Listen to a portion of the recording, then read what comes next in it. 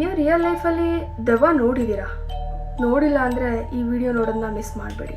ಹಾಗೆಯೇ ದೆವ್ವ ಅಂದರೆ ಭಯ ಅನ್ನೋರು ವಿಡಿಯೋನ ಸೇವ್ ಮಾಡಿ ಬೆಳಗ್ಗೆ ನೋಡ್ಕೊಳ್ಳಿ. ಈ ಘಟನೆ ನಡೆದಿರೋದು MP ಯಲ್ಲಿ ಋತ್ವಿಕ್ ಅನ್ನೋ ಹುಡುಗನ ಮನೆಯಲ್ಲಿ. ಎಲ್ಲನೂ ಚೆನ್ನಾಗೇ ಇರ್ತಿತ್ತು ಅವ್ರ ಮನೇಲಿ.